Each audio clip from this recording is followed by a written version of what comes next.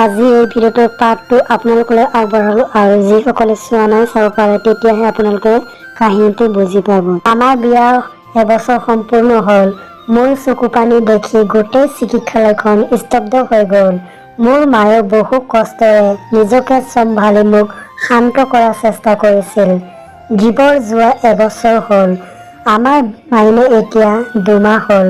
দেখাত সাইলাখ দেউতাকৰ নিচিনা।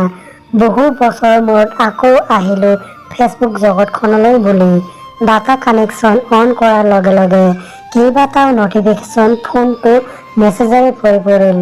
প্ৰথমে মই মেছেঞ্জাৰত এটা ID বিচৰা আৰম্ভ কৰিলোঁ। দেখা পালোঁ সকলোৰে শেষত সেইটো ID আছে।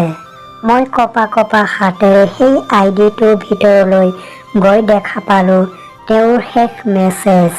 পাগলীজনী, তোমালৈ আৰু মালৈ কি আনিম কোৱা? ক'ব নেলাগে, মই পচন্দ জানো নহয়। ধুনীয়া কাপোৰকে লৈ আনিম দেই। তুমি চিন্তা নকৰিবা, মই এঘণ্টাত উভতি আহিম। মেছেজটো চাই এনেকুৱা লাগিছে যেন চকুলোৰ এতিয়াও মাথাউৰিৰ বান মনা নাই। আকৌ বাৰে বাৰে মনটোৱে কৈ আছে, তোমাৰ এই এঘণ্টা শেষ নহ'ব নেকি? ধন্যবাদ বন্ধুসকল, কাহিনীটো ইমানেই আছিল আৰু ভিডিঅ'টো এটা লাইক কৰি দিব আৰু চেনেলটো ছাবস্ক্ৰাইব কৰি ল'ব। আজিলৈ ইমানেই, ধন্যবাদ। পুনৰ লগ পোৱাৰ আশাৰে জয় অসম, জয় হিন্দ, বন্দে মাতৰম, জয় ভাৰত।